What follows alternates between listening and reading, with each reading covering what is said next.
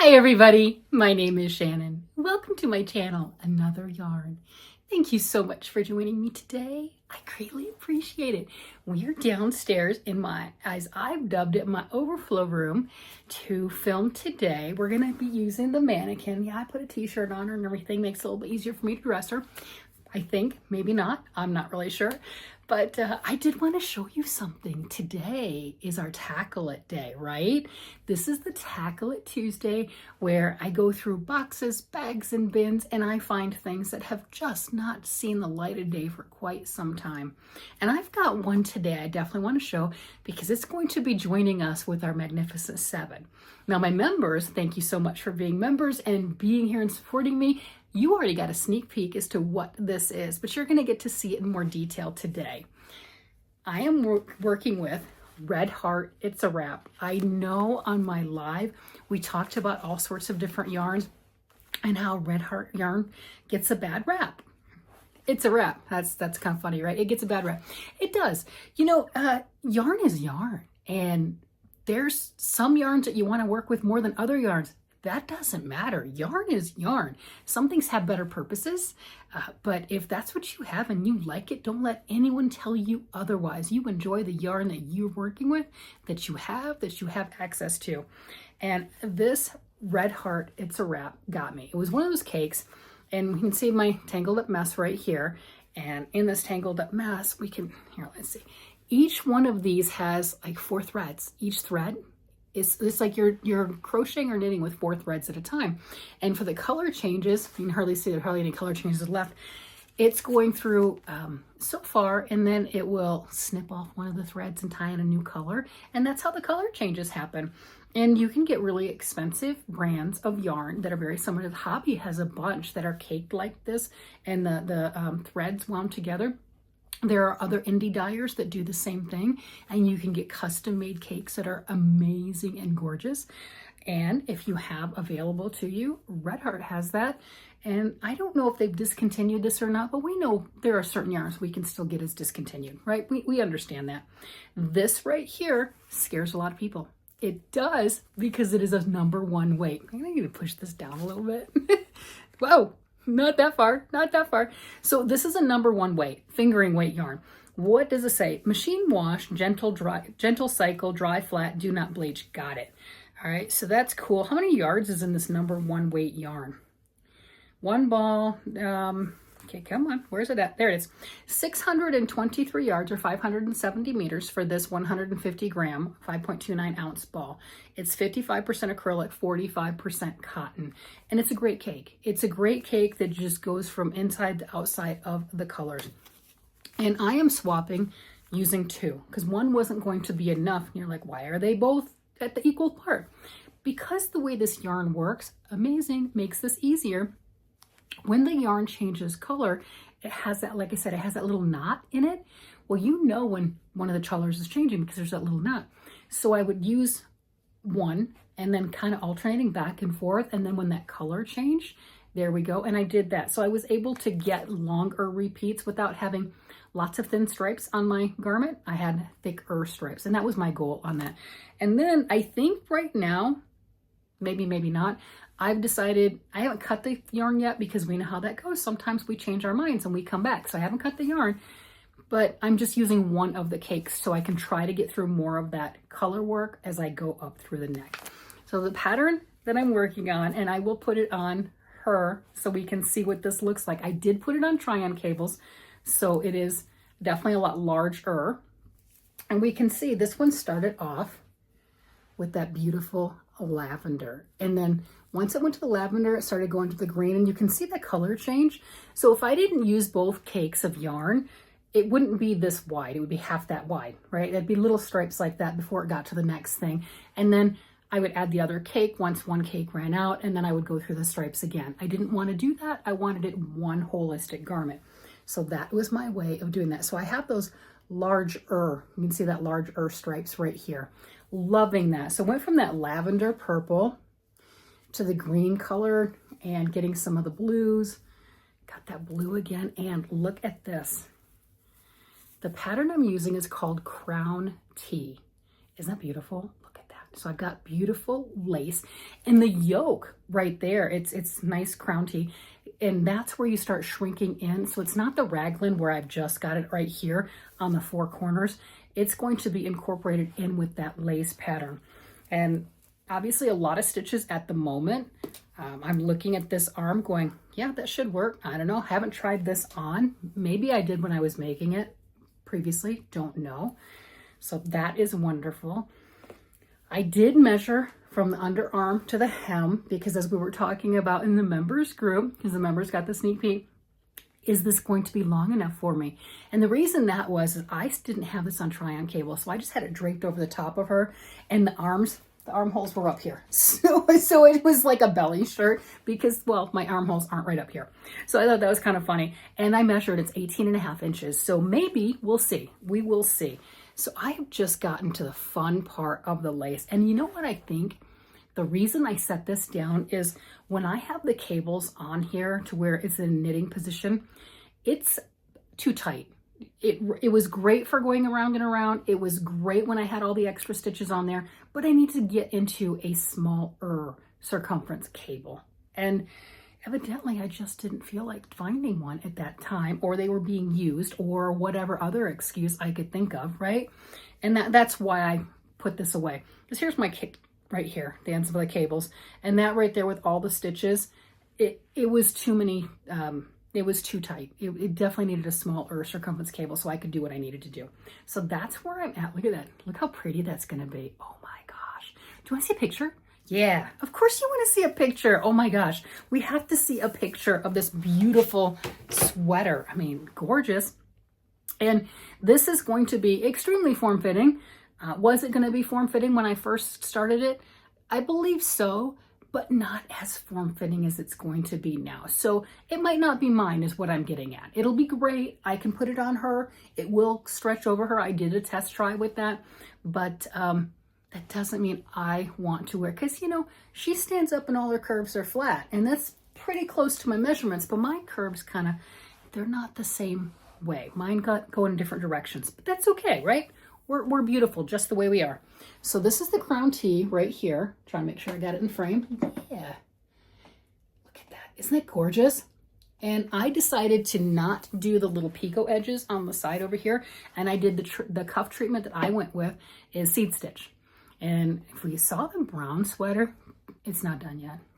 So on the brown sweater, when we originally grabbed hold of that, I had the length of it done. It was too short for me, but I had the length of it done, and it was done with seed stitch about that wide. So there was evidently a portion of time that I really got into trying to do seed stitch for all the edging.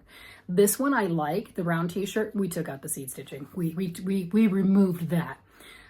Is this supposed to be such a form-fitting top? I mean, it hugs her curves. See, it hugs her curves beautifully. So I don't know, but that's what I'm doing.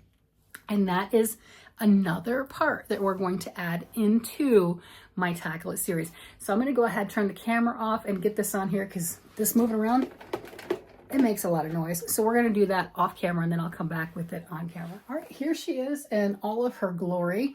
We're going to go ahead and move this just a tad bit where you can see her right here. You can see what we're talking about with that seed stitch on the edge. And with it on the mannequin, we can see that a lot easier for how big those bands are before that color change. And that was the advantage of using both skeins of that yarn. I had the wider color changes, which is what I really wanted to do. Now let's get up here and look at that lace just a little bit. Whoop. I don't know what I'm doing. All right, let's look at that lace just a little bit more. We can see how beautiful that is going to be coming in on there. And it is very large at the moment with that circumference going around, but it's going to decrease all the way up and make a beautiful, beautiful neckline for that. Should have turned this around to look at it. That is okay. Well, I'm not a professional, but I do play, right? I do play. I have fun. There we go. So that is my latest and greatest find for the Tackle It series. And I'm really thrilled to bring this one in because, yeah, it's another size 1. I'm making another sweater on size 1s, or not size 1 needles, but fingering weight yarn, size 1 fingering weight yarn.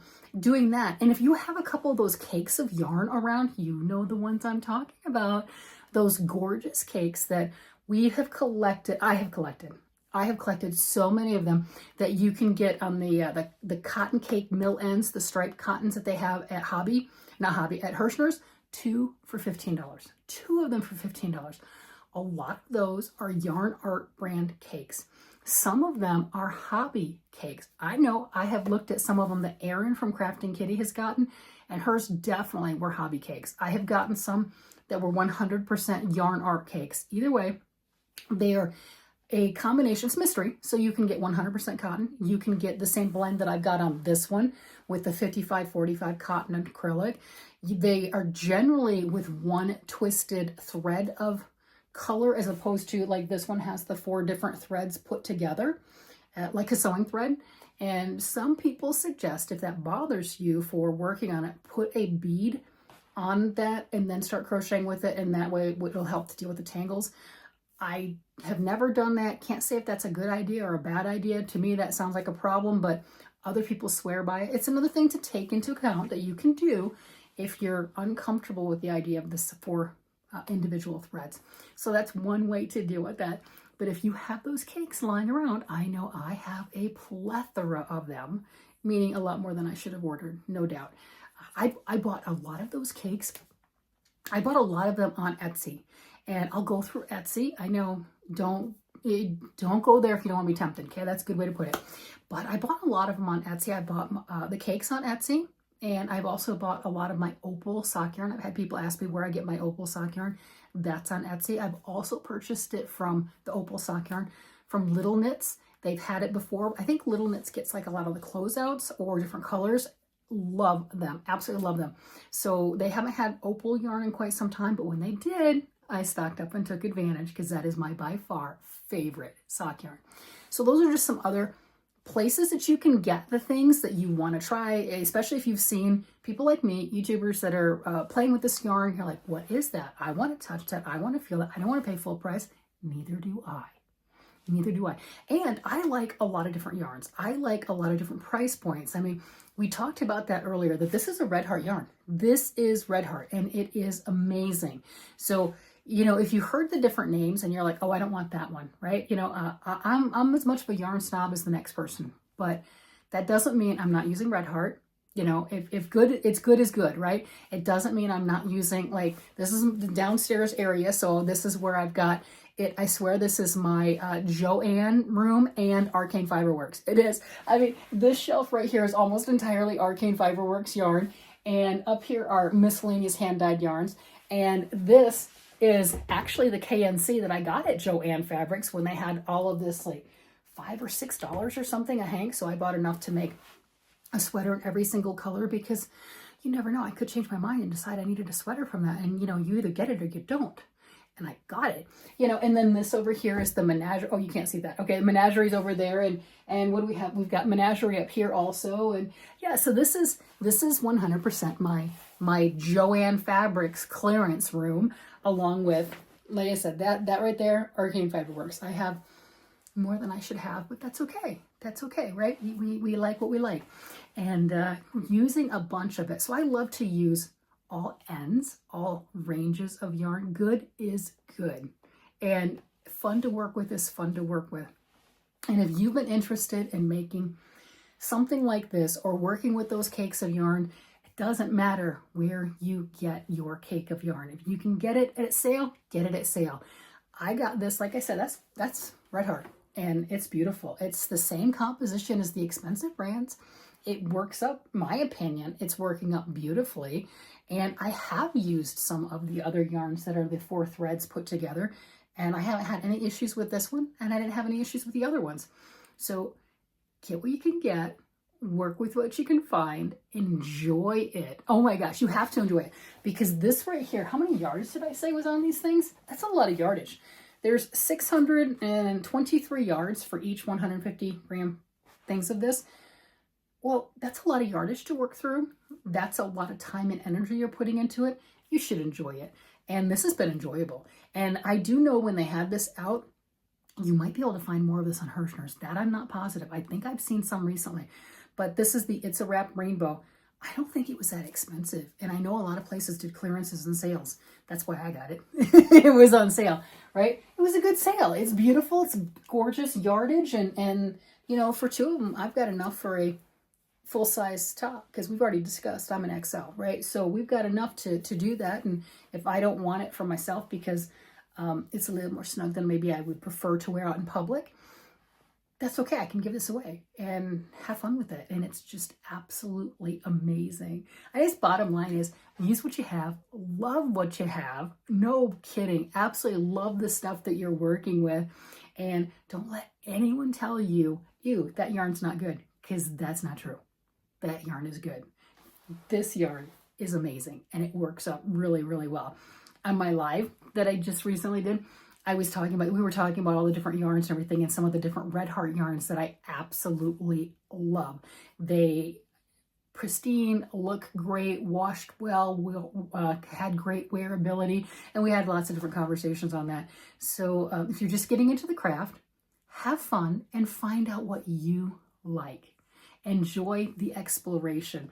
I know there's a lot of things that I liked at the very beginning that now I've moved on from. My first bougie yarn, no kidding, my first expensive bougie yarn was Fun Fur at Walmart. Not a joke. That was it. And that was amazing. I was enthralled. And when it went on sale, I had a huge collection of it. I wanted to make a Fun Fur coat. I'm not joking. And it was the best thing ever. And then Fun Fur, we did a lot of the fur stuff and everything with felting. Then felting was a big craze for a while. And then you used all sorts of novelty yarns with the felting. And that's what I'm getting at. Yarns have places and our tastes change and we move on. I don't have a wash machine and dryer that works the best for felting right now, so I'm not so concerned about that. But there's a lot of things. There's a lot of trends. There's a lot of stuff that we play with and we grow and we learn. I mean, we've seen this year. There's a lot of stuff that I've gone out on the limb with and, you know, going, hey, I'm going to try that. I'm going to try that new thing. We're going to do that. And from the comments, you guys are doing the same thing. And I couldn't be happier. I think that's absolutely wonderful. And if everything works out perfectly, wow, that's amazing. But you know what? I think we're going to have some mistakes, you know, like my brown sweater where I got to pull that back again. But that's okay. It's part of the learning process and we'll get there one step at a time. We will get there together. So anyway, back to this thing. I'm going to work on this some more and I have no idea where I'm at. I just know the pattern is a crown T.